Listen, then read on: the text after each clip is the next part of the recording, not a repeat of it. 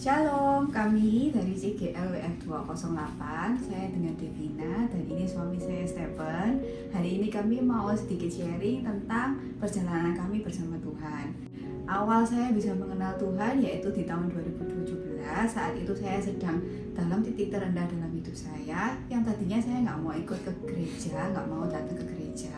Tiba-tiba waktu saat itu di kamar saya ada dorongan dalam diri saya. Saya baru tahu setelah bertobat bahwa itu suara Roh Kudus. Saat itu Roh Kudus bilang untuk ayo ke gereja, ayo kembali. Lalu waktu itu saya mengikuti suara itu dan besoknya saya ke gereja. Dan di saat itu saya memutuskan saya mau menerima Tuhan Yesus dalam hidup saya. Momen yang paling berkesan dalam hidup saya di saat Tuhan hadir dalam hidup saya adalah di saat saya proses mengenal Tuhan. Saya jadi tahu Tuhan itu pribadinya sangat penuh dengan kasih. Saya sangat merasakan itu dalam hidup saya.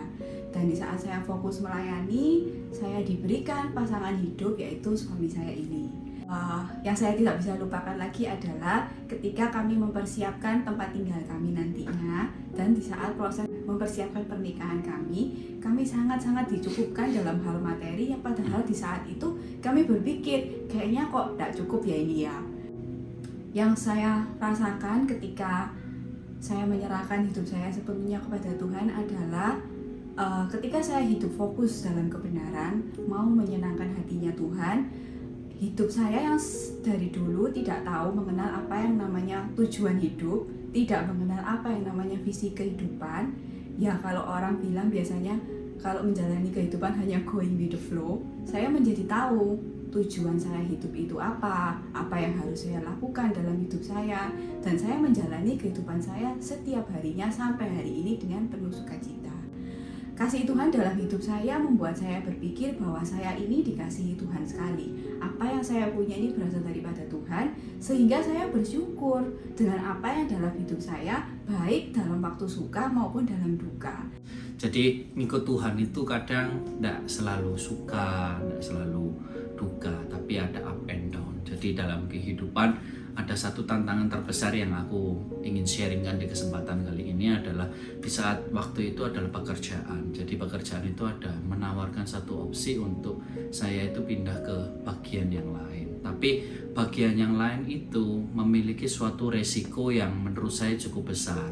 Jadi di sana itu resiko yang harus saya kerjakan adalah yang pertama saya harus jauh dari keluarga, terus kemudian pelayanan saya harus tinggalkan, terus jauh dari orang tua juga. Jadi ada beberapa pertimbangan yang saat saya menghadapi tantangan terbesar tersebut, iman saya itu benar-benar diuji. Karena kalau saya cuma melihat secara materi, secara kekayaan dan lain sebagainya, saya mungkin bisa pindah gitu. Tapi karena beberapa pertimbangan yang tadi saya sebutkan, karena saya harus jauh dari keluarga, saya nggak mau. Karena saat saya married, komitmen saya di hadapan Tuhan adalah saya nggak mau jauh dari keluarga. Terus kemudian yang kedua pelayanan. Ada hati di mana di saat kita menjalankan visinya Tuhan, di saat kita benar-benar mau mengembalakan setiap jiwa yang ada, kita itu pengen melihat mereka itu bertumbuh, berkembang pesat juga. Pengenalan akan Tuhan juga akan bertumbuh. Itu yang membuat hati saya itu tidak rela untuk aku itu pindah ke bagian tersebut. Terus kemudian orang tua juga udah mulai lansia, jadi kita kesepakatan kita mau take care mereka, mau sungguh-sungguh kasih yang terbaik untuk mereka di masa hidup mereka juga, seperti itu. Jadi itu yang benar-benar menjadi suatu pelajaran terbesar, di mana akhirnya saya decide untuk nggak pindah ke bagian tersebut, tapi saya memilih tetap di bagian saya dengan resiko yang juga ada, tapi itu bisa kita manage karena kita sepakat. Kemudian ada ayat yang benar-benar selalu mengingatkan saya dalam kehidupan saya adalah Yeremia 29 ayat yang ke-11. Itu Tuhan berkata bahwa sebab aku ini mengerti rancangan yang ada padaku, pada Tuhan Yesus mengenai kamu, yaitu rancangan yang penuh damai sejahtera dan penuh dengan pengharapan. Jadi itu adalah ayat yang selalu saya pegang di kehidupan saya setiap hari, bahwa Tuhan itu selalu punya rencana yang terbaik.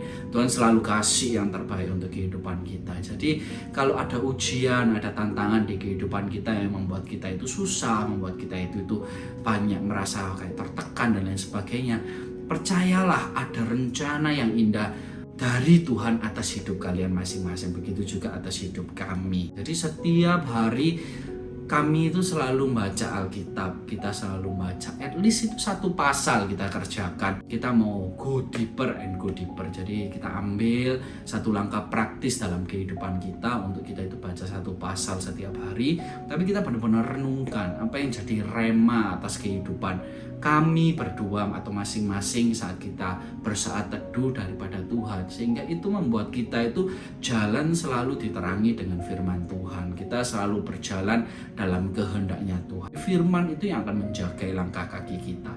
Jadi kita itu tidak akan jatuh terperosok sampai ke dalam, tapi itu yang akan terus menuntun kehidupan kita, kehidupan saya pribadi, di mana itu akan terus membawa saya kembali kepada Tuhan. Kami mau encourage setiap kalian untuk kalian benar-benar serahkan hidup kalian itu sama Tuhan. Karena percayalah, di tangan Tuhan Yesus sendiri hidup kalian itu gak akan pernah jadi sia-sia. Karena Tuhan itu maha besar, Tuhan itu maha tahu. Dia pegang kendali atas segala sesuatu. Bukankah firman Tuhan itu berkata bahwa Tuhan itu telah mengalahkan dunia. Jadi apapun yang ada di dunia ini itu semua miliknya Tuhan. Tuhan punya kontrol, Tuhan punya kendali, Tuhan punya segala sesuatu atas kehidupan kalian. Jadi jangan pernah ragu, kalian serahkan hidup kalian sama Tuhan, berjalan sama Tuhan setiap hari, minta tuntunannya, karena percayalah di saat kalian ketemu Tuhan dengan sungguh-sungguh, hidup kalian pasti akan diubahkan. Hidup kalian pasti akan dipakai Tuhan secara luar biasa. Never give up. Hidup pasti akan ada up and down, tapi jalan itu bersama dengan Tuhan, maka Tuhan akan memberikan dari satu kemuliaan kepada kemuliaan yang lain, agar hidupmu pun boleh dipakai Tuhan secara luar biasa. Sekian dari kami. Thank you. Tuhan Yesus memberkati. Bye-bye.